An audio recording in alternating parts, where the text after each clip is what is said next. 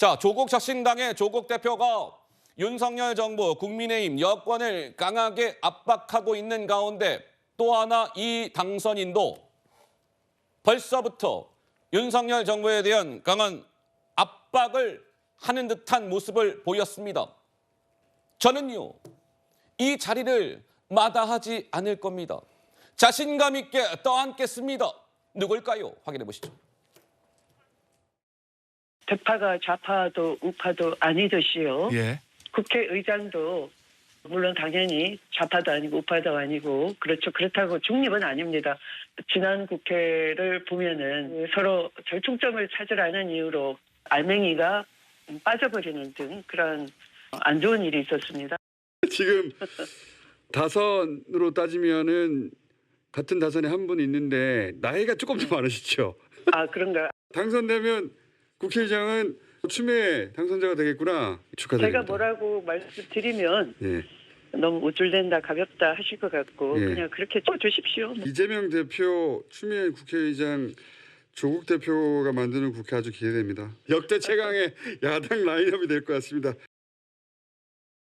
자, 추미애 당선인 이번에 경기도 한강갑에서 당선이 됐고 6선 고지에 올랐습니다. 그래서 지금 나오는 얘기는 추미애 당선인이 22대 국회의 전반기 국회의장으로 유력하게 거론이 된다 이런 것이고, 만약에 추미애 당선인이 국회의장을 맡게 된다면 처음이라는 의미가 따라 붙게 됩니다. 그동안 국회의장은 다 남성이었습니다. 여성 최초의 국회의장이 탄생하게 되는 것인데, 추미애 당선인은 이 국회의장직과 관련해서 스스로 이렇게 이야기합니다.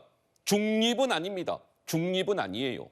이런 얘기를 했습니다. 성치훈 부의장님, 추미애 당선인 국회의장 가능성 높게 봐야 됩니까? 좀 어떻게 봐야 됩니까? 어떻습니까?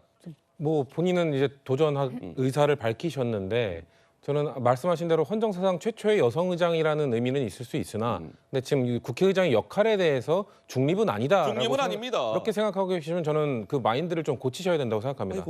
대한민국 국회의장은 전 세계 여러 국회, 모든 나라의 국회가 있지 않습니까?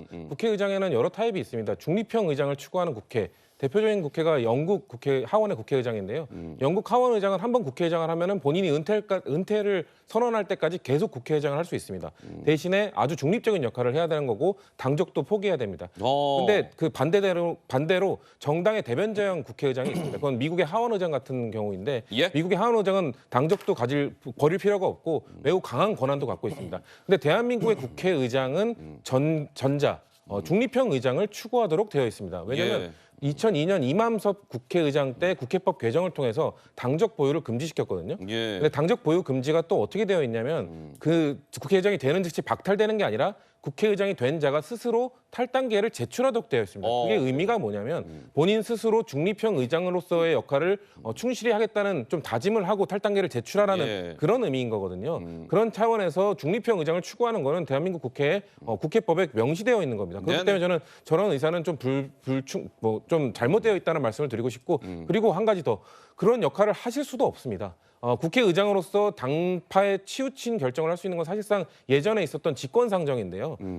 대한민국 본회의에는 여야가 합의한 그 법안만 올라올 수 있는데 그것을 국회의장이 직권상정했던 거. 근데 그것도 2012년 국회 선진화법 이후로 못하게 됐습니다. 그렇기 때문에 국회의장으로서 당파성에 치우친 국회의장을 하시고 싶어도 사실상 할 수 있는 게 많지 않기 때문에 저는 만약에 국회의장, 헌정사상 최초의 여성 국회의장을 하고 싶으시다면 중립성을 추구하도록 한 국회법에 대한 의미를 다시 한번 되새겨보시고 고민을 해보시는 게 좋을 것 같다는 말씀을 드립니다. 자, 대파가 좌파도 우파도 아니듯이 국회의장도 당연히 좌파도 아니고 우파도 아닙니다. 그렇다고 중립은 아닙니다. 이게 추미애 당선인의 발언이었습니다.